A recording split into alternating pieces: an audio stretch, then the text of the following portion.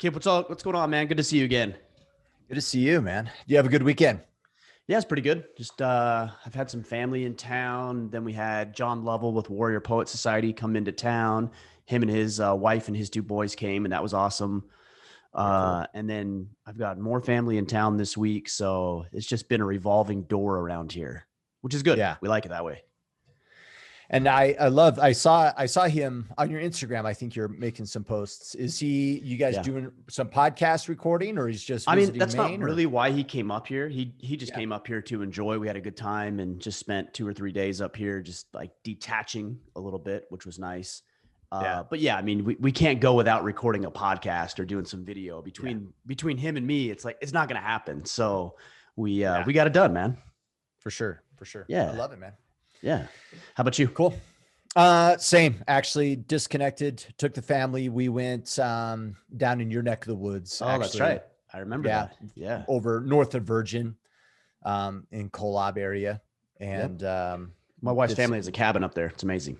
Off-grid camping. So it was good times. Cool, man.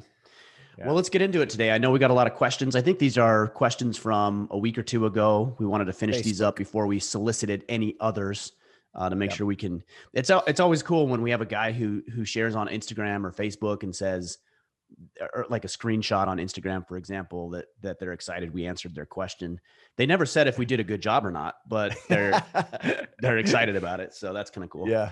They're like, they're listening to me. Yeah. Yeah, exactly. Yep. So anyways, if you have questions, you can, we'll solicit more next week, but you can probably do that on Instagram at Ryan Mickler is the best place to do that. Yep. And these questions we're fielding from Facebook, from the Facebook group. That's facebook.com/group/Order of Man. If you want to join us there. All right. Jason Bailey. I'd love some advice in dealing with in-laws who are not respectful for my family's wishes. They are causing stress for both my wife and I. However, they are family. I've asked my wife to set some boundaries for herself, but she is incapable of doing so. How do I establish them for my family without causing an all-out emotional tirade, which causes even more stress?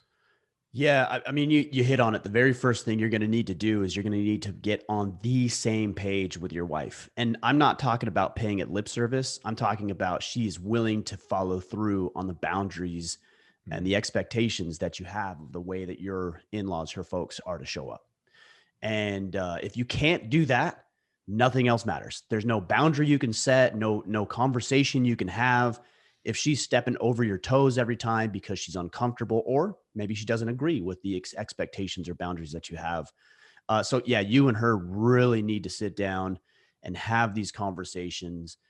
If she has a hard time upholding them, maybe there's some things that you can put in place, or at least let her know that you can do that. You can play the bad guy, but she has to support you. Yeah. She has to be there for you. She has to back you up, because guess what mom's going to do? When she doesn't like what you have to say, she's going to go to daughter and they're going to talk about you, because that's life. So unless your wife is willing to support you through her words and her behavior and her actions, nothing else is going to matter. So that's what I would suggest. That's not an easy thing to do, because it's her family. She might feel uncomfortable. The way that she was raised, the environment that she learned from is that, not you.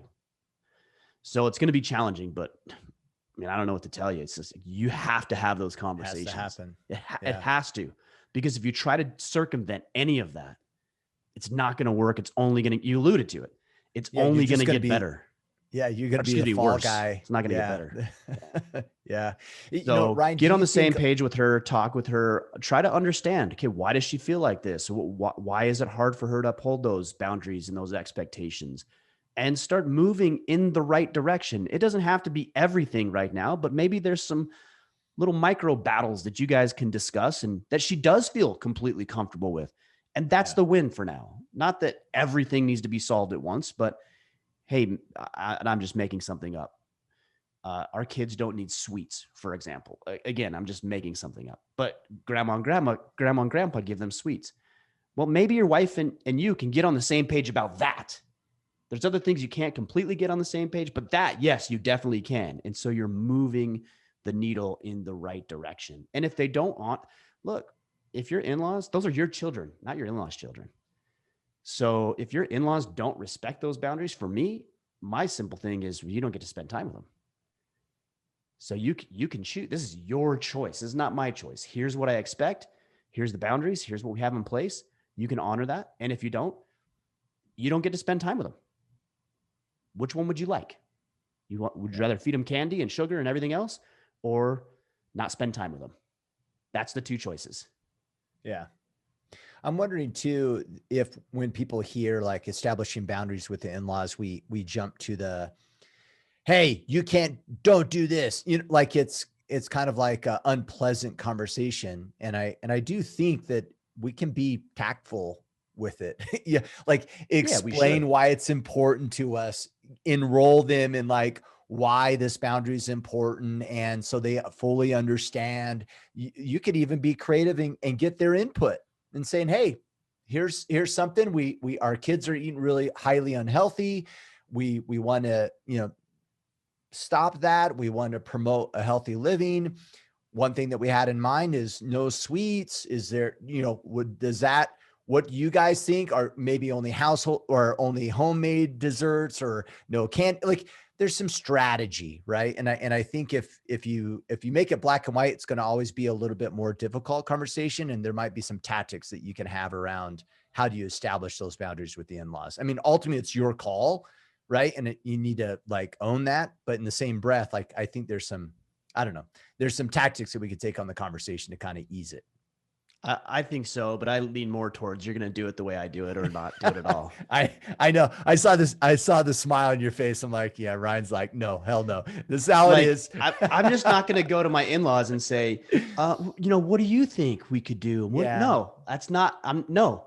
It doesn't work now, that way. Explaining yourself, I think that's important. Hey, this is the reason we're doing it, because I do believe you want to get buy-in. And if they have the why, I think we talked about this last week, then it's more likely they're going to respect and honor that, as opposed to just say, do it this way. Just like children, it's the old, because I said so. Yeah. And that only works for so long. You got to explain the reasoning and the meaning behind it. Yeah. And I see some drawback to it too, right? Like they could bulldoze you if they're those kind of in-laws. You're like, you enroll them in the idea or the sausage making, and they're like, well, no, I think this. And then they just bulldoze the idea versus you telling them what is so. So I get you. I'm picking up what you're throwing down. I think there's merit to both of our approaches, and you have to walk that line a little bit. And by the way, you also have to walk that line with your wife, because she might not understand why you want to implement this certain thing. And she might think that you just want to keep the kids away from the grandparents, which is not entirely true, of course. But you're going to have to explain why this is important to you. And there might be some things that are very important to you that aren't important to her, and vice versa. So you got to talk about these things. And this is an ongoing conversation. But at the end of the day, it's expectations, boundaries, making sure she's on your side, and giving her, arming her with what she needs. I'm talking about your wife, to uphold the boundary, because you can do it. No problem. She's going to have an infinitely harder time doing it. Yeah, for sure. All right. George Sykes, old time listener. Hey, George, how's it going? How do you see the results of the current culture war going in the next 5 years? I mean, it's such a broad question, and of course I can't predict what's going to happen, but I do believe it's a pendulum. It's going to swing back and forth and back and forth. But I'll tell you what, lefties, and I don't want that to be confused with liberals, because I have liberal friends who, although I don't agree with them politically on a lot of things, they're sane, rational people still. Yeah. Right? You can still converse with them. You can still spend time with them. Yeah. But these hardcore lefties still happening. Yes, of course. I'll tell you what, though, for all their faults, these hardcore lefties they live by their convictions. So they're willing to risk offending people. They're willing to get up in their face, literally and figuratively, when they get elected or they have elected officials. They're willing to push hard on them to push for reform. And conservatives don't do that. Yeah. Especially conservative politicians, they're cowards, they're weaklings. They get elected, they get into office, they have control of the House and the Senate, even the presidency, and yet nothing gets done because they're more worried about, I don't know, getting elected or looking, like not the bad guy. And so I think conservatives end up playing the defense a lot, and your lefties play hard, ruthless offense. And unless the conservative side of the spectrum can learn to play offense as well as these lefties have, you're just not going to see a whole lot of shift in culture, and it's going to continue to fall down this path of degeneracy, and it's going to get worse, and we're going to see more violence. We're going to see more pitting of races against each other and classes against each other, and then you're going to see more of this gender type stuff, and it's going to be perpetuated in the medical community, more so in the schools, and it's going to get worse. And we need to step up. We need to say enough is enough. Like, we're not playing this game. And when we elect politicians and officials, then we expect them to do these things in order to secure our beliefs and our freedoms and the way that we see the world. And so I hope that we can do that. I think there's a swell of individuals who believe in more traditional values. And so I hope that happens. I don't know. I don't have a crystal ball, but it's a very, well, I think that's why this movement is so important. We're talking about a lot of traditional masculine values, family values, societal values. And this is why we have these conversations. And the more people that we reach, the better off we are. So yeah. Unless we are willing to do something about it and stop talking about the silent majority. And I hear people say, oh, no, nothing's ever going to happen. Like the Second Amendment rights, for example, as somebody said the other day, because I made a post about firearms and Biden's executive orders. And somebody said, well, it needs a 2/3 majority in the Senate and this and that. And he went through the legal ramifications of appealing the Second Amendment. I'm like, look, buddy, that's not how this is going to happen. Because if anybody wanted to, if any party wanted to appeal the Second Amendment, we would all know, we'd be onto it and we'd put an end to it. It's not how it's going to happen. It's going to happen through continual legislation, banning certain modifications and things like that to firearms themselves, certain types of firearms. The new director of the ATF, or as Biden refers to as the AFT, he said something to the effect of and I'm paraphrasing here, but placing AR-15s in the same category as machine guns. This is how they're going to do it. Yeah, right? They're going to tax it. They're going to restrict it. They're not going to appeal the Second Amendment. They're going to tax. They're going to restrict. They're going to tie it up with red tape and all of this other stuff.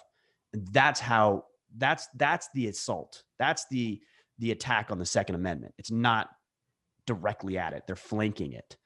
So we need to be prepared. And when we elect officials, we will hold them to and expect them to represent us effectively, but they haven't done it. So that makes me nervous. Yeah. Tyler Stick, do you attend church, and what are your thoughts on church? I'm personally a Christian, and I've attended church most of my life, but I'm really starting to question organized religion, especially with how badly so many churches have rolled over to the modern day culture and the COVID shutdowns. I'm considering leaving church building and just having Bible studies from home and opening my door to whoever is interested in joining. So this is probably not going to be as popular of answer that maybe it was 20, 30, 40 years ago. Yeah. I'm a religious person. I'm a Christian. And I also think church is a good thing. Now, I've noticed there's a growing swell and trend of those who say organized religion is bad and it's wrong and more harm has been done than good by organized religion. And I can go up into the mountains and find God more so than I can in a building. I hear all of this and I actually understand it. I get it. I can empathize to a degree with what these individuals are saying. Sometimes when somebody says, well, this is where I find God, sometimes I think, okay, well, that's just a little bit of a cop out because you happen to want to go camping, right? So, yeah. but I can't measure your heart. We've all tried this. Yeah, for sure. But I can't measure your heart. I don't know. Maybe you're being genuine about it, but that's kind of how I see it. Now, that said, I think organized religion is important. Just like sports. You might know the plays and you might really like football and you might know how to win and how to execute the plays. But unless you go to practice and you congregate together and you work through the plays together and there's a coach and there's a purpose and there's an agenda that you follow, you're just not going to be as effective as if you just kind of showed up for the game whenever the game was. And that's how I view church. It's an opportunity for people who are like-minded to get together, to hear from people who are reading the same things that they're reading, to congregate, to stand shoulder to shoulder next to people who are on the exact same page, to be reminded of the covenants that you've made, the commitments that you want to continue to adhere to repent in an organized structure, in an organized way, so that it actually gets done as effectively. Now, you could go to a church and not feel that. And in that case, I'd say, well, maybe that's not the church. Maybe, and what I mean by that is not the church for you. Maybe there's a different church that would help you feel more of that. But yeah, I think organized religion is a great thing. And as I continue to see the dismantling of religion, and specifically organized religion, where are you going to go to learn these values, these Christian principles? And where are you going to go to congregate? And where are you going to go to teach your children what is right and wrong? And this idea and concept of objective morality derived from God. Like, that's why we go to church, to be reminded of the things that we say we want to do. And yes, you can get that stuff outside of church, and you should be getting that outside of church. Yeah. You should be doing Bible study. You should be talking with other Christian men. They should be in your band of brothers. You should be playing basketball together and going on hunts together and spending time together. You should be doing all of that. But I think that there's value in having time that is set aside, and it's deliberate and it's intentional and it's focused. And that's what makes it much more effective. Yeah. That's what I think about organized religion.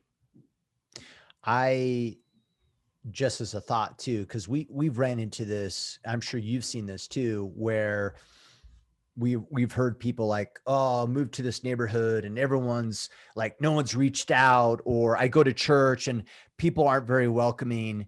And like, so be that, right? Like we talk about it even in the Iron Council, like you be that person to create that. You be the individual to help drive that. So if you happen to go to a church and there's only one church in your area and you go there and you're not digging it, then show up in a way that you inspire other people on how to fellowship other individuals. Be that light, be the guy that actually shares a testimony and is open and sharing about where they've been and where they're going and the importance of certain things. Like, be that individual for other people then, if you're not getting it. Yeah. I mean, I completely agree. I talked about this in the Friday Field Notes, whether it's church or trying to find a band of brothers or getting a job. Like, nobody's going to trip over themselves to make you feel welcome or special or important or whatever it is you're after. But you can assert yourself. Yeah. If you want a mentor, you can go find a mentor. If you want people to be welcoming to you, just go out and be upfront. Like, go meet people. You move to a new neighborhood. Don't wait for somebody to come to you. Go around to all your neighbors and introduce yourself. Hey, I just moved here. Thought I'd introduce myself. That's a way better way to approach life, let alone church and mentorship and neighbors, than just waiting and hoping that somebody will at some point give you what you think you deserve or need. It's a very passive way to live life, and it's just not going to be productive for you. Yeah. All right. Justin Darrow. I have 2 daughters that are still living with my wife and I. The oldest loves going outdoors with me, and my youngest daughter just wants to stay glued to her computer and cell phone. I'm trying to get her more interested in the outdoors. If I try to force her, it's just turns into a fight. Then everyone is miserable. What are some ways you could suggest getting my city dwelling child offline and into the woods? Well, look, maybe the woods aren't her thing, and that's okay. I actually think that's okay. Why does she need to be as into it as you? But maybe there's something else she's interested in that's not her devices that you could actually be interested in, and you can foster that. Maybe it's painting, maybe it's art, maybe it's dance, maybe it's sports, maybe it's shooting, or I don't know. There's a million other things that it could be. And I would suggest that you attempt to take some interest in those things. And you might find that it's not a headache, that it's not a battle to get her to go to jujitsu or art class or dance lessons. But I think you're trying to, at this point, and I don't know, I've got to fill in the blanks with just my assumptions. I think what you're trying to do potentially is take a round peg and put it into a square hole. Yeah. I'm assuming the primary objective is get her off her cell phone and her computer. Sure. Which could be addressed, right, by any of these other things. Yeah. And look, there's going to be times where, we're all going on a camp out as a family, so you're going to come with us. But if she knows that what is important to her is also important to you, that might alleviate some of the battle that ensues when you ask her to go do these things. I think there might be some room to be interested in what she's interested in. And that might open up a whole world of possibilities and a new attitude about trying new things and experimenting and making sacrifices for the family. That's important. I do things that I'm not always really that interested in. My wife does the same. My kids do the same, because we're a unit. We're part of a family, and that's how it takes place sometimes. So I would look for interest of hers, and you'll hear it. She'll give you clues, and sometimes we just brush it off. Like, oh, that's silly. Oh, that's not important. Listen very carefully, because they will give you clues. They'll tell you about this cool thing that, especially if she's on her devices, she'll tell you about this cool thing that she saw, or this cool thing that somebody did, or listen. She's going to give you clues, and it's your job to hone in on those and then to actually nurture those, so that she feels cared for and loved and appreciated and part of the family. Joseph DeRoma, what should be our focus this decade for elevating the collective consciousness of men to reduce the exploding statistics of suicide, domestic violence, addiction, and jail population? And what was the last? Oh, jail population. Yeah. What should be our focus? Yeah. I'd say sovereignty. The more that an individual is going to take control of their own life and stop blaming other people and outside circumstances and begin to move the needle in the right direction, the better off they're going to be and the more equipped they're going to be to serve others. Start taking responsibility. If you see a family member that's struggling, reach out to that individual, invite them into your circle. By the way, you don't go to their circle, they come to your circle. A lot of guys don't know that, because I get a lot of messages from men who think they want to help their cousin or their brother or whoever it might be. I'm just telling you, you bring them into the fold, not go into their circle, because it's not going to work like that. You need to get them out of that environment. So you bring them into your circle, and then you teach them responsibility. You teach them ownership. You teach them what it means to be sovereign. You call them out when they start to blame their poor performance on other people or outside circumstances and situations. And you also have to connect the dots as to why it's so important. And what's the value from it? Because sometimes if somebody's never been introduced to any form of responsibility, that's burdensome. Yeah, just looks like work. I have to do chores and work, and everything in my life is my fault. No, thank you. So you have to connect the dots and tell them why this is so important. What are you after? What are your goals? What are your ambitions? How can you be better tomorrow than you are today? And how is that going to feel when you accomplish that thing? You show them the path and let them know that those two are directly correlated.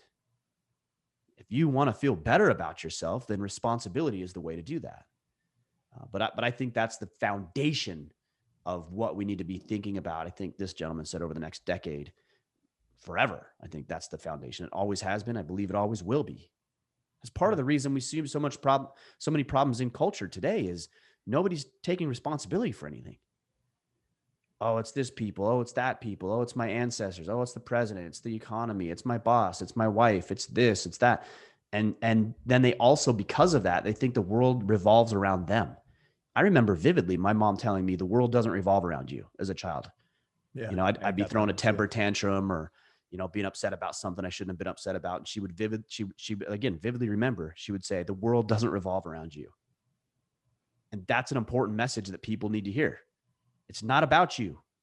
In fact, it's rarely about you. It shouldn't be about you, especially as men. It shouldn't be about me. I take care of myself, but so that I can more effectively serve other people. It's about turning it outwards and serving other people. So responsibility and understanding that the world doesn't revolve around you. It doesn't owe you shit, that nobody's going to hand you anything, like we talked about in a previous question, and that it's on you. And that's Yeah. actually very empowering. And that's the first time somebody might ever hear that. Hey, you know what? Yeah, you're in a shitty situation right now, but guess what? You're powerful enough to do something about it. That's the first time somebody may have ever heard that, because they've been shit on their entire life. Mom and dad are out of the picture. They get around a group of people that aren't positive and powerful influences in their life. And they just think they're losers because everything has pointed to that. And then you come along and you say, no, you know what? Yeah, you have some bad circumstances. Some things are crappy in your life, but you're powerful enough to create that environment. So you're surely powerful enough to recreate a new environment. It's going to take some time, but that's an empowering message. And that's the message people need to hear. That's the responsibility message. Not you're going to have to do a lot of work and it's going to suck. But hey, when you take this upon your shoulders, I want you to know how powerful you're going to feel to create an environment around you that fosters success. That's an empowering message. Yeah. And it comes with fulfillment. Of course. And a sense of probably happiness that transcends anything that they were slightly getting out of their current state of being. Yeah, I mean, look, if you're going to get lost in a bottle or lost on some pills or lost in pornography or lost in any number of things that could potentially sedate you, that's going to feel good for a minute. If it didn't, you wouldn't do it. So let's acknowledge the fact that, sure, it's going to feel good, but there's greater satisfaction and pride and fulfillment that comes in delaying that for just a little bit and then having a real experience. That's a hard sell if nobody's ever heard that, but that's why it's got to be framed in an empowering message. Yeah. For more details on sovereignty, look up Mr. Mickler's book. Is that something the listeners can purchase from the store as well? Or Occasionally, check on Amazon? Occasionally, Amazon or Barnes and Noble. If you don't want to shop on Amazon, I have a lot of people that don't want to, which is fine. Barnes and Noble, other bookstores. And occasionally we'll get some in the store, and those are signed copies, but I don't have them always in the store. That's just case by case basis. So just stay tuned. Okay. Warren Taylor, what are your best tips for being a present father while being away for extended periods of time? I'm currently across the country attending the U.S. Army Drill Sergeant Academy, while my wife stays at home in Washington, continuing to work full time to take care of our daughters, our house, our pets, and preparing our house to be sold. I really appreciate the work you gentlemen are doing. Hope you are both doing well. Yeah, well, thank you for your service first and foremost, because I know that can be a challenging thing. What I would say is try to create some sort of a schedule with communication as best you can. I know the schedule is probably a little sporadic, and I don't know how often you can call in and things like that, but I would make that a special time so that the family begins to acknowledge it and be excited about it. Like, oh, we get to talk to dad today. I get to talk to my husband today. And so there's almost a ritual around, at 7 p.m. every night, or 7 p.m. on Monday and Thursday is when we get to hear from dad. And when you're doing that, that's the moments that you're going to be fully present. All right. So you're going to put the phone away. You're going to turn off the schooling that you're involved with right now. And you're just going to be there. You're going to ask questions. You're going to be fully engaged with them. But creating a ritual around those types of things, I think, is going to be a valuable thing. The other thing I think would be good is to sporadically let them know that you're thinking about them. Yeah. So instead of a phone call on Monday at 7, like you're scheduled, you should do that still. Wouldn't it be cool if they got a letter in the mail on Tuesday afternoon that was just kind of random from dad that just explained what it is you were doing and what you were up to and you were thinking about them? Or that your wife on Thursday at 9 a.m. got a bouquet of flowers delivered to her. I mean, that's going to go a very, very long way. So you create these ritualized events, and then you create the sporadic events in between. And the cool thing about the sporadic events is you can schedule them, but they don't know they're scheduled. Yeah, exactly. Right. So like you might say, okay, when I'm done with instruction, every Tuesday night is when I write a letter and then I drop it in the mail. That's a schedule for you because that's when you can do it. but it's random for them. You can schedule a bouquet of flowers to come in 3 or 4 days, or even next week. Random to them, scheduled to you. And that's what you have to do when you have a weird schedule, whether it's military service or guys working in the oil field, for example, or swing shifts. Okay, you can schedule all that sporadic type interaction. They don't know it is, but you do. Yeah, I like it. Andrew Sprinkle, creating your own path for climbing the ladder at work. Thank you, Ryan and Kip. Always enjoyed the discussions. I don't really know what the question is there. Creating your own path for climbing the ladder at work. The ladder at work. Yeah. Maybe some strategy around how to move up the company or corporate ladder. Yeah, I think humility is important. You know, if you have that desire, I think ego gets in the way a lot of times. I want to do this. I want to do that. I'm going to railroad and bulldoze everybody in my path. And that's all good. I like that attitude. But also, you need a level of humility that says there are people that are further ahead of you, or even peers, or even maybe even potentially subordinates who might know some things about some areas that you don't know. And that level of humility is going to help you grow the path quicker. I also think it's important to make your objective known to people. I think that's actually a very valuable thing that when done appropriately, to let a supervisor know what you're interested in. How's he supposed to read? This goes back to our assertiveness. Yeah. How's that supervisor going to read your mind about what your expectations are? And if you don't communicate the expectations, guess what they're going to do? They're going to jump to conclusions. And maybe they're right, or maybe they're wrong. It's hit or miss. It's 50-50. So why not lay it out and let people know exactly what you're interested in? And they actually might help you see the path better than you've seen before. If you're my supervisor, Kip, and I said to you, hey, you know, Kip, I've only been working here for about 6 months, but I really see a lot of growth potential in this organization. I'm fully on board. I love what it's doing. And I actually would like to become a supervisor one day. And here's what I'm going to be doing to ensure that's happening. I'm going to show up on time. I'm going to work hard. I'm going to support other people. If I have new ideas or initiatives, I'm going to bring those to you, and you can let me know if these are things that we would move forward on or not. But are there some things that you would want to see in me, or even just another potential supervisor, that would make you feel good about that individual's path? That would be a rad conversation for a supervisor. Totally. Yeah, I'd feel awesome if someone said that. I'd be like, oh, good, you're ambitious. I love it. Yes. Yeah. And then follow through consistently. Because I think one thing we have a tendency of doing is not seeing the results as quickly as we'd like. So you might say, well, Ryan, I need you to do X, Y, and Z, and that's going to show me that you're very interested. And I do it for 2 weeks. And I'm like, what the hell? Yeah. Why am I promoted? Kip hasn't said anything or promoted me or acknowledged me or whatever. Yeah, it's going to take some time. And there is a point where it's too long and you would need to bring something up. Hey, Kip, last year we talked about this, and I feel like I've been doing these things, and I don't want to jump to conclusions, but I feel like, do you have some feedback for me? Totally. Or is there room for growth, or is there a transfer that could take place where I might be able to go somewhere else to continue to excel? Again, this is about assertiveness, but yeah, you got to put forth the effort, and it's there. The path is there. It just takes a lot of initiative, a lot of assertiveness, and consistency over time. Yeah.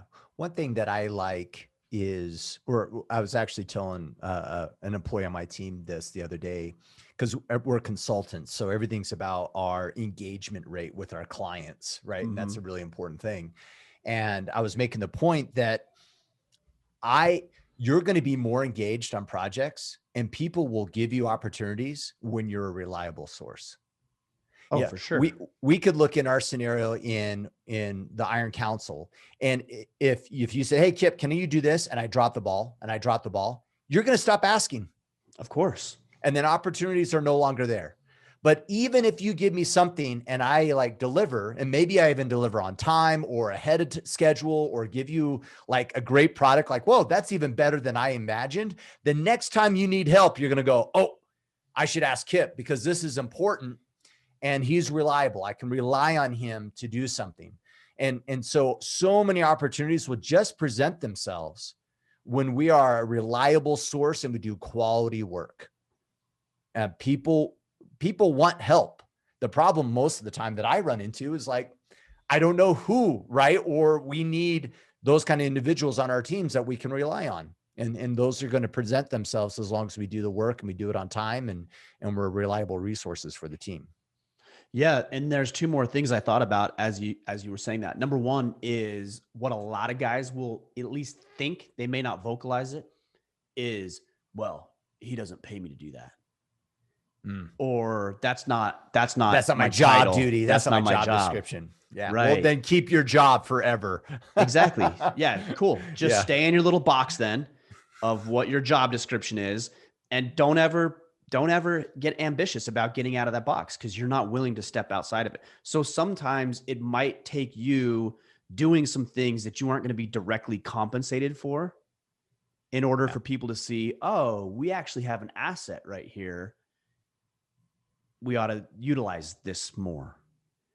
The other thing is, let's say in your scenario, Kip, where you're talking about doing things for people, or me coming to you and asking you, hey, can you do this? Can you do this? Can you do this? You, as somebody I'm asking, should look for trends. So if I continue to ask things about correspondence with people in the Iron Council, there might be an appropriate situation where you come to me and you say, hey, Ryan, I've noticed over the past 6 months or 8 months or so, you've asked me quite a few times to correspond with some of the guys, to host some of the meetings, et cetera, et cetera. And I actually really enjoy doing that. I would like to do that on a more consistent basis. And so I've put together a strategy that every 6 weeks, I'll host one of the calls. I'll make these posts. I'll communicate with these guys. And of course, I would expect to be compensated fairly for doing that, but I'm going to make sure that any investment you put into me is actually going to be an investment in you and the Iron Council and what we're doing here.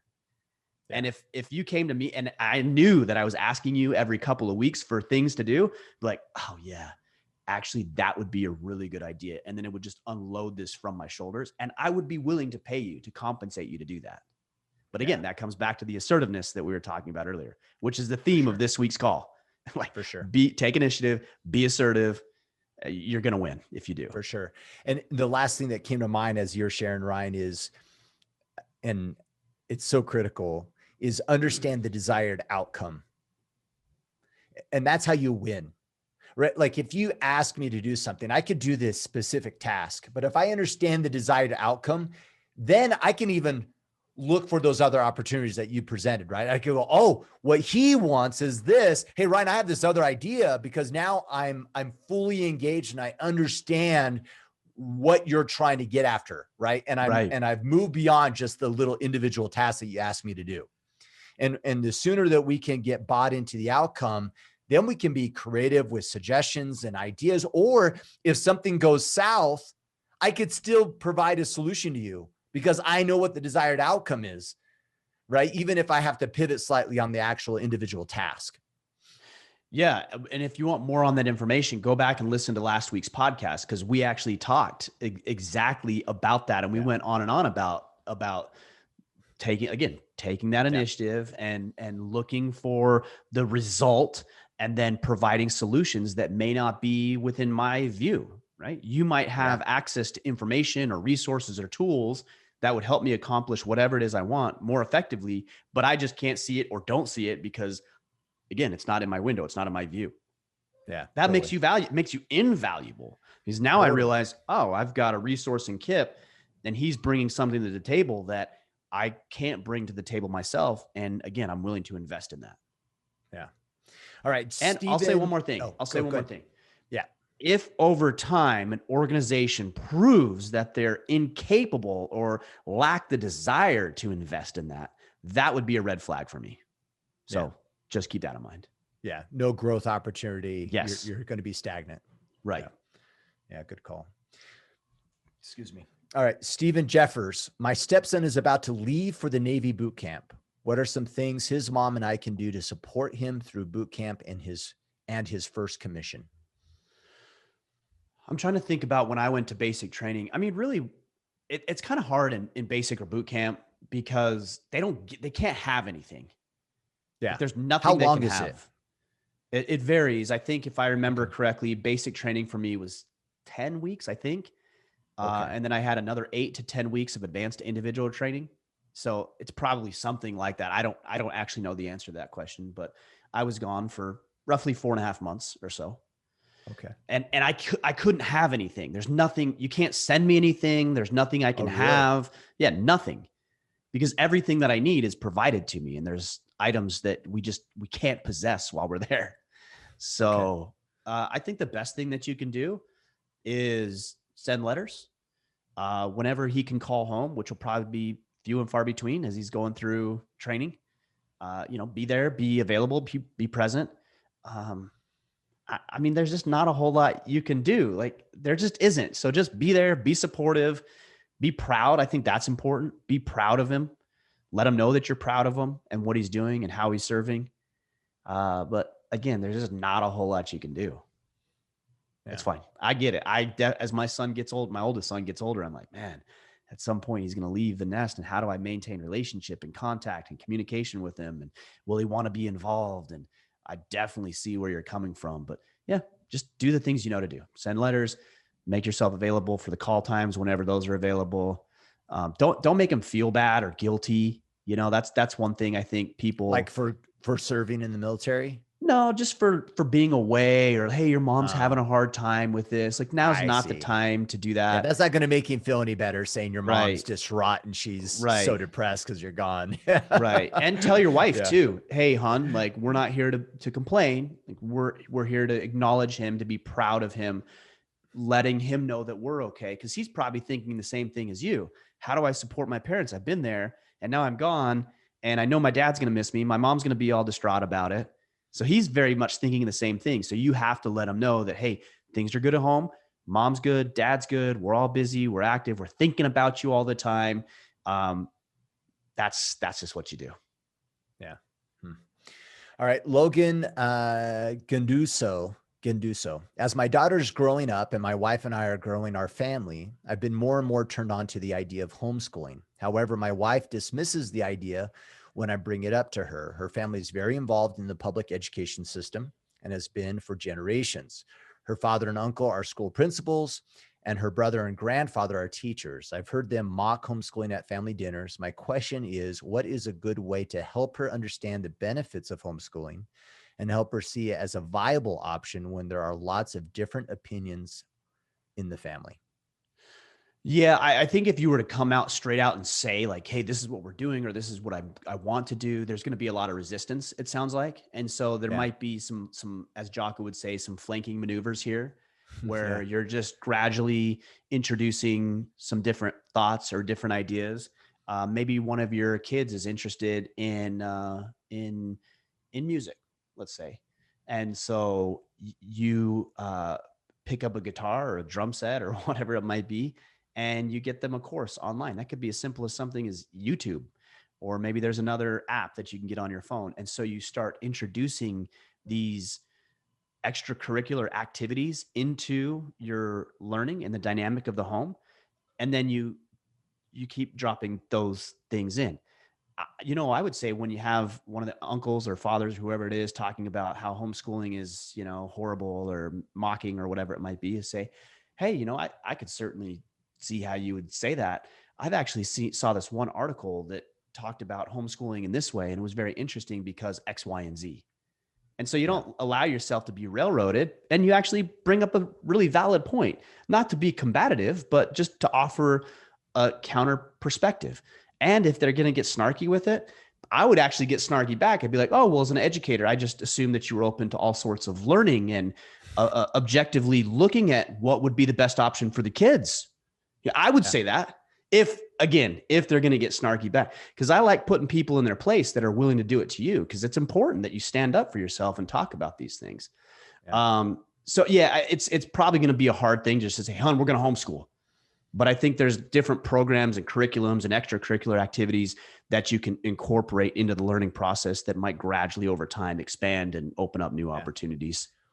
Well, and I know, like, if you think about it, what's the benefit of homeschool? You're in control. Right. So Ryan or anyone else can moan and complain that homeschooling is bad. Well, based upon what? Based upon other people. Sure. But our version of homeschool is what we decide. Right. Not what every other homeschooler decides. Right. And what is a principal other than a person that helps run a school? It's not The only difference is he's doing it for kids that aren't his. So like, right. okay, Well, and he's hamstringed by the curriculum that he has to present as well. totally. Yeah. Like you take that same exact principle running an elementary school and you say, hey, you run your own homeschool at the same level and effort that you give your job. Why wouldn't it be superior? Well, and the other thing too, that we're actually in a very interesting time with this whole reaction to COVID, is that more and more people, of course, have their kids at home, especially early on in this thing. Yeah. And more people have realized the benefits of having their kids at home, which means that there's going to be more homeschooling opportunities. It's going to become more mainstream. There's more kids in homeschooling environments. There's co-ops that are popping up. And this is going to become more common than it was before. When I was in high school, the homeschool kids were the weirdos. Yeah. But that actually doesn't seem to be the case anymore. It seems that more and more homeschooled kids are actually very well adjusted societally. They're very intelligent. They obviously think different. I think, for the most part, would adhere to a more traditional approach and values to society. And you're going to see it more. So not only are you going to get the influence of you wanting to do it, your wife's going to start to get the influence of her friends. Oh, well, we homeschooled and we started doing this and we started doing that. And she's going to see that.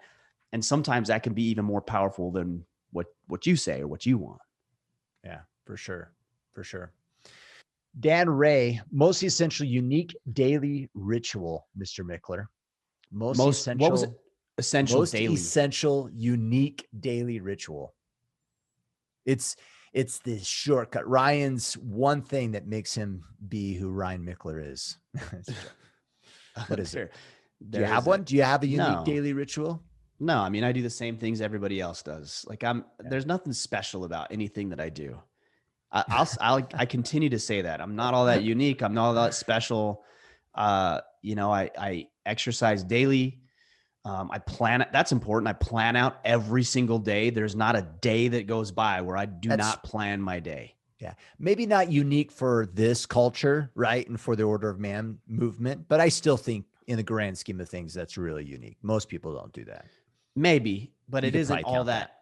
It just isn't all that special. It's important. It's crucial for me. It isn't all that special or even hard to do, is to take 5, 10, maybe 15 minutes tops and write down what you want to accomplish and what you want to get done. Outside of that, just I get a lot of playing in with my kids. That's not ritualized necessarily, but that's something that's important to me on a daily basis, whether it's doing orders with my son or working on the canoe or building Legos with my other kids or exercising with my daughter, whatever. I mean, we always build something like that. We wrestle just about every day. We have mats here in the house and we wrestle every single day on those things. Sometimes it's 5 minutes and sometimes it's an hour. It just varies depending on what we want to do and what else we have going on. I'll tell you one ritual that seems to be increasingly uncommon is dinner with the family. And I know that's going to get harder as my kids get older and they get active in the opposite sex and they get active in sports. That's going to get harder and harder, but we still sit down every single day as a family at the dining table over a home cooked meal, barring, going to a restaurant together or something like that, or a date night.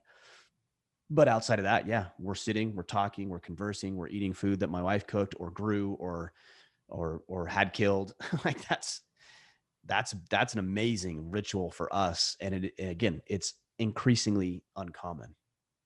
Yeah. But outside of that, I mean, I'll tell you the thing that I'm good at. The thing that I'm good at is just doing it forever. Like I'm really good at that. If you lock me onto something and I commit to it, when I go, I go. Put the reps in. Every day, forever. And that is one thing that makes, I won't say unique, but that is one thing that has afforded me a lot of success in my life. Because again, I don't feel like I'm all that unique. And I think there's people who are significantly more talented, advantaged, connected, et cetera, than I am. But over time, I can make up for that. Maybe not in a month, maybe not in a year, but over 2, 3, 5 years, 10 years. Yeah, I can absolutely make up for any sort of loss that that I didn't initially have to begin with. Yeah, I like that. There's a quote by Michael Jordan, and I think he said that he's never lost a game. He just ran out of time. Yes. Yeah. And I kind of Yeah. like that mentality. Like, no, I would have outlasted everybody. Yeah. I just ran out of time. Yeah. Exactly. Yep. That's exactly right. Rodney Michael, why is competition an essential to your theory? And I'm assuming why do you bring it up? Why do I talk about competition?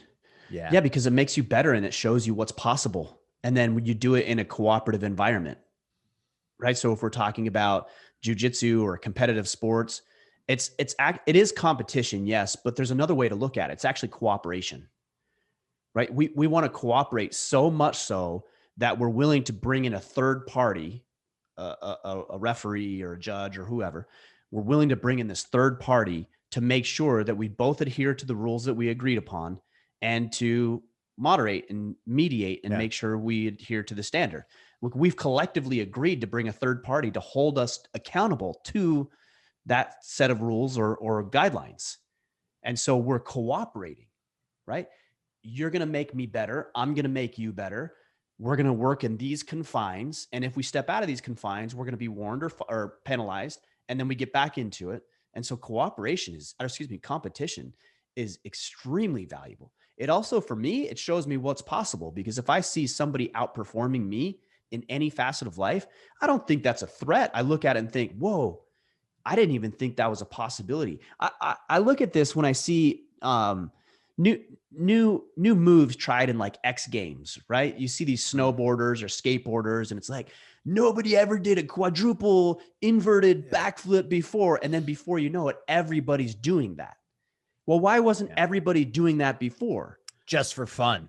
Yeah, because the stakes were high, and to win, I gotta go the extra inch. I gotta go for something that I've never gone before. Yeah, and it fosters creativity, because somebody's like, "Whoa!" I see a snowboarder do something. I'm like, I'm not a snowboarder by any means, but I would say I didn't even know that was possible.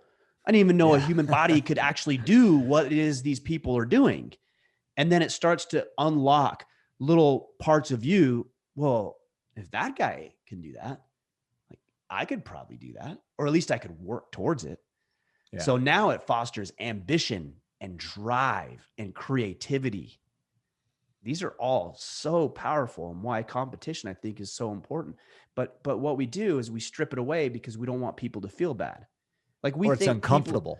Yeah. But I think collectively, society believes that kids in particular are going to feel bad to the point where it's going to break them. And I would say that's not true. That's not my experience anyways. And I've spent a lot of time coaching young athletes, football, baseball, basketball.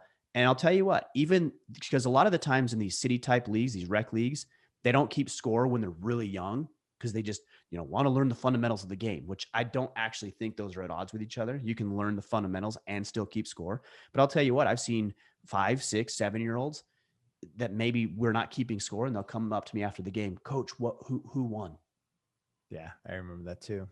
They want to know, or they'll say, "Hey, we won. We got 2 touchdowns. They only got 1." Like, they don't even know the score, but they know we got 2 and they only got 1. So we won. And so you have a lot of do-gooders who I think want to do right, but they're so soft and they're so weak and they're so sensitive. They think that if anybody has a hard time ever, it's going to break and cripple them. And what an individual needs is a little resiliency, but they also need a coach, somebody in their corner who's saying, "Hey, you know what? Yeah, guys, it does suck to lose, and we lost, and they were a better team than us today," which means that we need to go back to the drawing board and we need to figure out what they did, what we didn't do, so that next game we go out there. I mean, I've coached a team where we lost, I think, if I remember, it was baseball, and it seemed like there was 11 or 12 games, and we lost all but 2. And that was a really hard season. It was hard on the kids. Not one of them quit. Everybody kept going. Certainly hard on me. I'm like, man, it can't be the kids at this point. It's me. So that was hard on me, because I had to analyze, and I actually considered, well, maybe I shouldn't coach. Like, maybe I'm just not a great coach for this. But no, that's not it. Like, I just need to get better. And so I spent time learning about how do you drill, how do you coach. I would in baseball games that season, I would watch other coaches and pick up cues from them. I'm like, well, like he seems to be able to rally his kids. Like I'm having a hard time doing what's he doing? And I would watch because that feeling of pain, and it was painful for me because I don't want these young athletes to have a bad experience. So it was painful for me, but the pain that I endured because of that was actually very serving to me and to the kids that I went on to coach the next year and the next year and the next year and the next year. So I love caused you to competition. reflect and determine what you needed to do to evolve and change as a coach. Right? Yeah. Which that's what each player should be doing individually as well as part of that process. I remember coaching basketball and I did the same thing. In fact, I went to coaches and asked them if I could attend their practices. So I started going to other teams' practices to watch what they were doing because we had a losing season as well. I'm thinking, well, what am I doing wrong here? Right. Like it's got to be me. Like these boys are, like we just keep coming up short. And so I started, kind of grabbing for straws to try to figure out like what we need to do, and it's good for them to have that same mentality. Yeah. Yeah, that's a healthy approach. So, I mean, we could go on and on about this. There's teamwork and there's learning how to win well and lose well, because both are a skill that needs to be developed. You need to learn how to win well. Yeah. Which means that you need to be, I think it needs to be, you need to be gracious for the team that you actually got to play against. You wouldn't have been able to win if you didn't have a team to play against. And you need to be humble in that. I remember my coach in football and baseball, his name's Matt Labrum. Guys would celebrate and he would always say, act like you've done it before, act like you're going to do it again. Like it shouldn't be a surprise. He would say it shouldn't be a surprise that we won this game. You shouldn't be overly excited. I mean, you should be happy about it, but you shouldn't be rubbing it into your face like you've never won a baseball game before. Like you're expected to win. So act like champions act, So, and then the teamwork and then how to work with people. I mean, we had some real jerks on our team and you know what? Like we had to work with them because they're not off the team and we're not leaving. So now you have to learn how to work with difficult people. Like there's so much. And you also have to learn to work against people who are going to cheat. Right? Because you have this third party who comes in and they're trying to mediate, but they're going to miss things. And other teams and other people, including you, are going to try to take advantage of the rules. And you need to learn how to deal with it. Again, my same coach, I learned so much from him. He's been on the podcast before. We would get pissed off at the end of a game, like a close game. And we would get pissed off and we'd say, the referee or whatever missed that call. And he would say, it shouldn't have been close enough where the referee would actually determine the outcome of a game. What a great point. Like maybe the ref did miss a call, but it's your fault. You even let it get that close that's what determined the game. Yeah. So man, I love competition. There's so much that can be learned from it. So much. Yeah. All right. Next question. Billy, Iron Council, battle team leader. Good question here. Why can a man be motivated to change certain aspects of his life, but not others? For an example, 11-month-old alcohol-free and going strong. However, I still eat like shit and cry to myself about being overweight. Yeah. I mean, that's because we hear the adages, like the way you do one thing is the way you do everything. And that's not entirely true. I understand the point of the message. And I've said that before. And in a certain context, it does make total sense. But it isn't always the case. I mean, how can a guy who's hyper successful at work be such a loser at home? If that's true, wouldn't he be a success anywhere? Look, there's a lot of factors. Okay. There's your personality.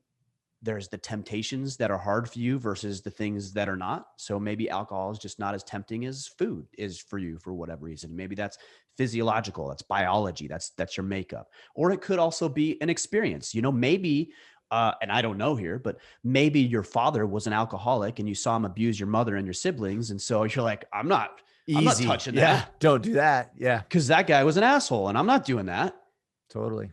And maybe alternative to that, maybe the way that your mother showed you love was through food. So she cooked.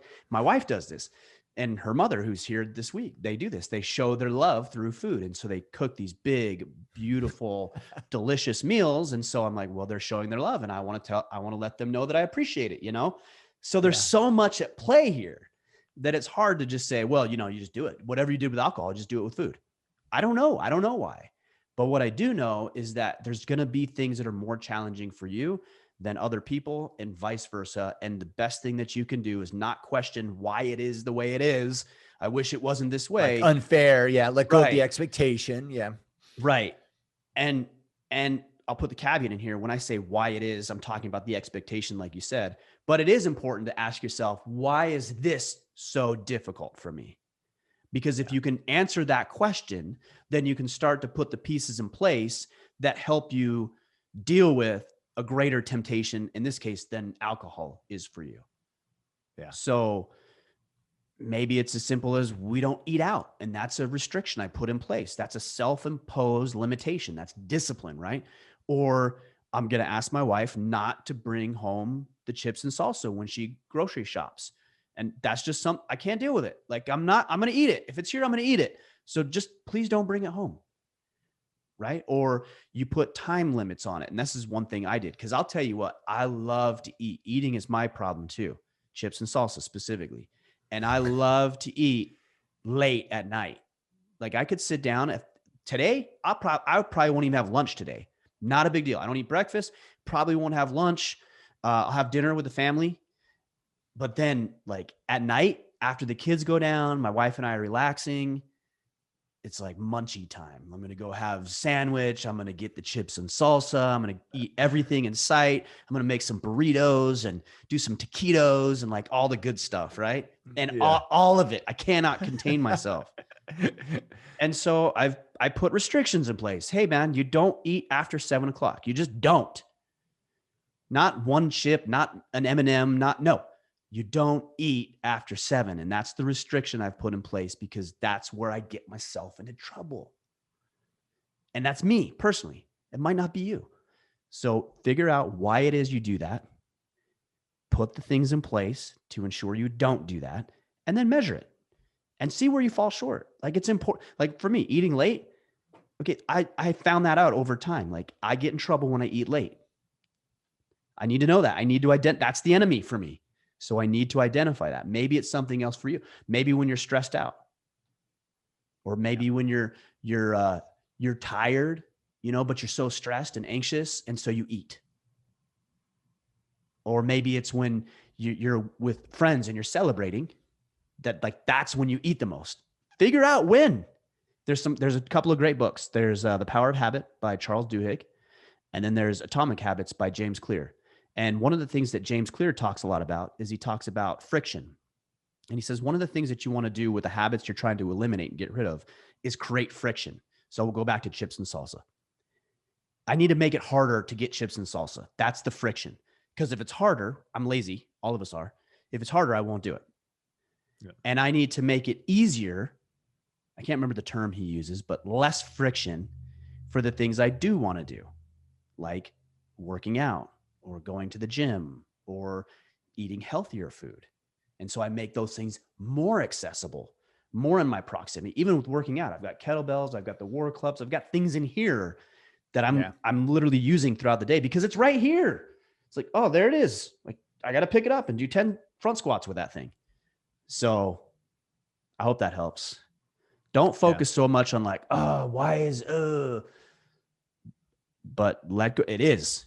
That's all it is. Now let's figure out why it is that way and come up with a plan to deal with it. Yeah. How much do you think, Ryan, like, and maybe it's, I don't know, maybe it's not applicable to so much food, but I think of like vices, let's say like cigarette smoking, for instance, and there's a sense of identity, right? Like, you're not the person to smoke cigarettes. And so to do it is just out of character for you. Right. And for us to accept something as like, something against probably what we know is best for us, we had to like accept the idea that I'm that person, that I'm the kind of person that will overeat, or I'm the kind of person that will, or that I am an alcoholic. You know what I mean? And I have to accept that as my identity. Am I looking too much into this from like a psychology perspective? But like, I don't know. Do you get what I'm saying? Like, yeah. And I don't know. I don't know from, like you said, psychology perspective. I would never try to convince anybody I knew that side of things. But anecdotally, I can tell you one little story of mine. So this was years ago. I was drinking a ton of Monster energy drinks, a ton. Like I'd have 1 to 2 per day. I was just drinking them all the time. And I didn't want to. I wanted to stop drinking energy drinks because I knew they weren't good for me. So I'm like, okay, I'm going to stop these things. And I battled with that. Like I couldn't stop drinking them because it was just a habit. Yeah. And then one day I made a deliberate decision, and it was like this. I said, successful people don't drink Monster energy drinks. Now look, that's actually probably not true. There are probably plenty of successful people who drink Monster. Yeah, it's not true. But I said that to myself. Successful people don't drink Monster energy drink. And I have not had one since. In fact, I'm like, oof. I look at them like, that looks gross. I don't even want one. I don't know. Again, that's just anecdotally. But you know what I mean? Like that was a shift, right? And yes. Like, that's not because I believed it. I told myself, no. If you want to be this person, and you do, I want that more than the energy drink, then that's what you need to say to yourself. Same thing with smoking. You know, if you're trying to get rid of it, I'm not making light of addiction or anything like that. I'm just saying anecdotally, this worked for me in that situation. Successful people don't drink Monster energy drinks. Successful people don't smoke cigarettes. I think there's something to those assertions that you make about yourself. Yeah. Well, and I think, and part of that, Ryan, correct me if you agree, or let me know if you agree or not, is you have to believe it, right? Like I think some of us might be thinking like, you know, in Billy's scenario, you know, like, hey, food's a vice for me, but he may not really be bought into that. He may be saying that because, well, Ryan says that and people say it's important, or I should stop smoking because, you know, it's, you know, socially, but they're not committed to it. Like they're really not bought into why they really should. Well, and I see this a lot with things like 75 hard, which I know a lot of guys listening have done that or are in the process of it, is they'll say things like, you know, I'll start tomorrow, or I'll start on Monday. Okay, well, already I know that you're not bought into it. Yeah, otherwise you do it today. If you really do it right thought now. It was critical, you do it right now. Yeah. You would start right now. Yeah, that's that isn't me passing judgment on that. It's just saying, I don't think you're fully committed to it. I don't think you're ready for it. Yeah. And maybe it works. I'm sure there's people who listen who said, well, I started on a Monday and I got through it. And that's great. But I think you're probably the exception rather than the rule. And I think it's harder. I should say it this way. It's easier for you to cop out of it. I think somebody who says I'll start on Monday and it's Saturday night or Friday night, like let me drink everything this weekend and eat everything, you know, in sight. And on Monday I'll start. I think that person is probably going to, when it gets hard, day 10, day 15, day 30, they're going to say, oh, well, you know, I've been doing really good. So I'm just going to take this weekend as a break. I've been doing good. I'm going to take this weekend as a break. And if you know 75 hard, that's not really an option, but that's what people will say. They'll convince themselves it's just a break, just this weekend. And then I'm going to start back up on Monday. Yeah. Because you set the precedent that you could do that. You already set the precedent of how this is going to go down. It's the same thing with marriage. Marriage works the same way. You know, oh, this is hard. Like I can't do this. And if you've already had a divorce, like we know that the likelihood of you getting divorced again are significantly higher if that's the case. Okay. Because you've already set the precedent that there's an out, there's an escape hatch. And so you'll use it at the slightest sign of adversity or challenge or fear. So you got to be careful of the precedent you're setting for yourself. Yeah. All right. Eddie Molina. I'm 42 in the middle of a career transition that I've been researching and planning for several years. I'm not dumb. I'm close to a second master's degree. My current career working with criminals and crazy people have been wearing me down over the years. I am confident in my choice and the new business venture, but my wife isn't, and it's a strain on our marriage. What advice do you have? So it sounds like he's getting away from the criminal side, transitioning to a new job, and the wife is uncertain of these adjustments. Of course, that's typically going to be the case. I think generally speaking, women are going to be more apprehensive about you moving into a new career path than men. That's a general assumption, just general statement there. But I think that's true. That was certainly true of my situation. So what I think you have to do is you have to illustrate and communicate with her ways in which you've taken risks and they've panned out. Other business ventures, other opportunities, other investments that have worked, and what you've done. I also think it's a good idea that you come to her with a plan and you communicate that with her. Not to explain yourself in that way, but just to help ease some tensions that, hey, hon, look, I've thought here's the this through. strategy, here's the Yep. plan, here's the mentors I'm working with, here's the business, here's how it works. And then there might be some ways to hedge too. So when I started Order of Man, it wasn't like I just shut off all my income and I went over here. It was, okay, I got all my income here, and then I'm going to work a couple hours at night and a couple hours in the morning. And I did that for several months, started making a little money over here while I was still making all the money over here. And it gradually just kind of went like this. This income just gradually reduced because I wasn't in it as much. And this income over here started to go up. And even when this was higher than the original income, I just told my wife, I'm going to sell the business. And that was even scary for her, even though the income had already replaced it. Because that was a little bit of a backup maybe in her mind. Yeah. Like we could fall back on that. Right. So we took months discussing, talking, sharing, strategizing, talking about growth over here before. And even as I was signing the papers to sell it, she was still, as was I, still nervous and apprehensive about selling the business. But, we did it. And here's the cool thing about it now. If I told her, hey, hon, I know I've got this Order of Man thing, but I'm going to start another business over here. I'm going to start the side business, and here's how it's going to work. She would be less apprehensive about it. She still would be, but less so because she's seen me do it before.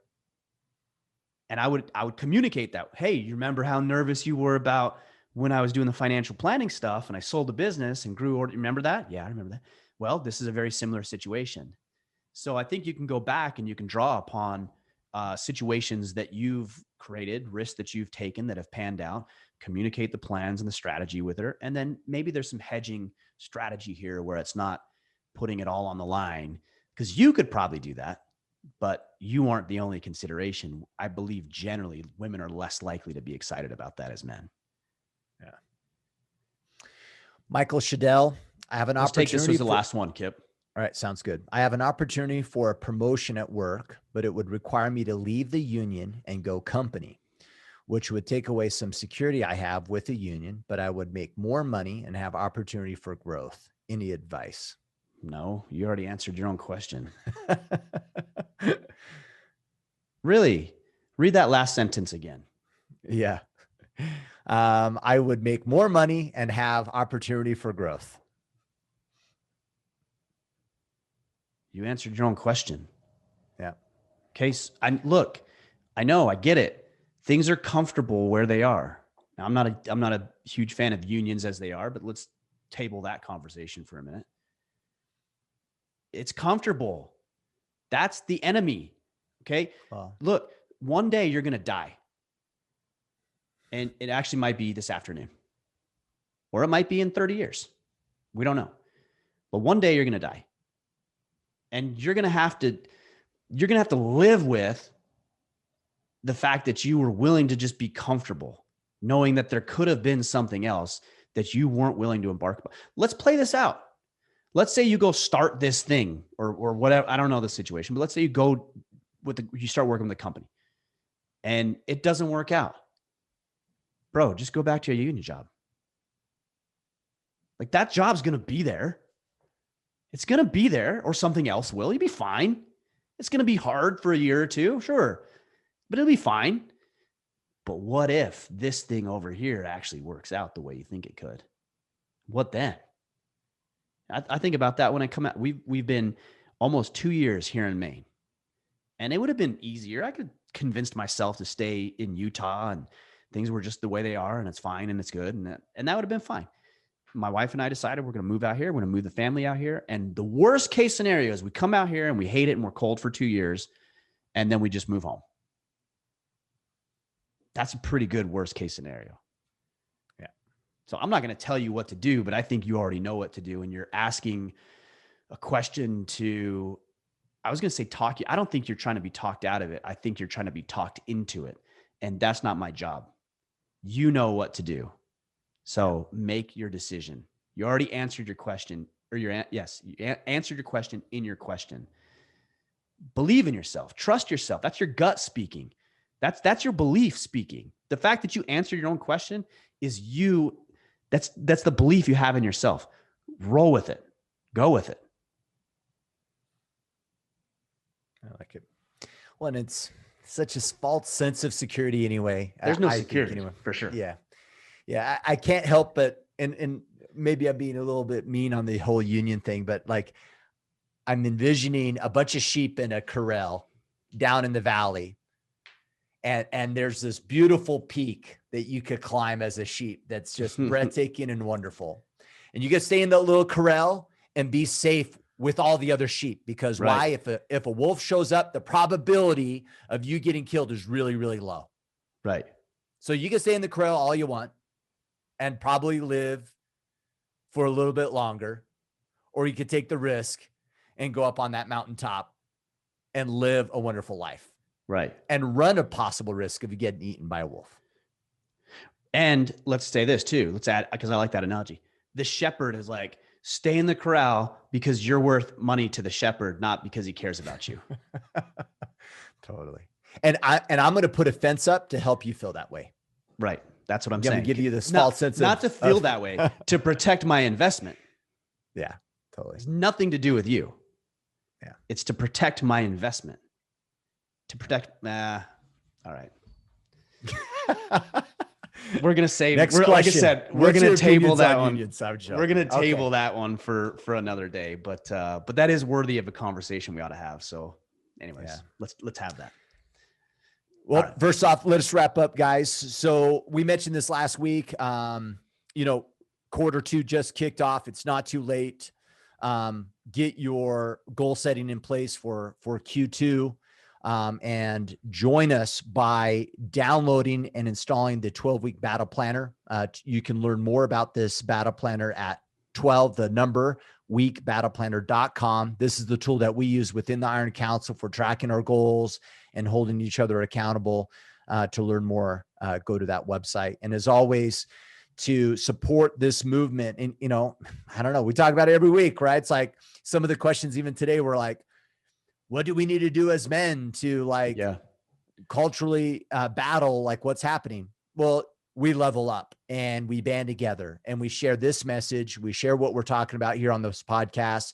And you can do so by leaving ratings and reviews. That helps the podcast substantially. It helps promote it for others to see. And you can also subscribe on YouTube, leave a rating there as well, and follow us and subscribe to the YouTube channel. And as always, you can follow Mr. Michler on Instagram and Twitter at Ryan Michler. That's Michler. That's right. I think we got it. Guys, really appreciate you. Great questions today. Keep them coming. Connect with us on the socials. Leave those reviews. Get the 12-week battle planner. We got a lot of work to do, and this is a small part of it. So we're glad that you're banded with us. We'll be back on Friday. Until then, go out there, take action, and become the man you are meant to be.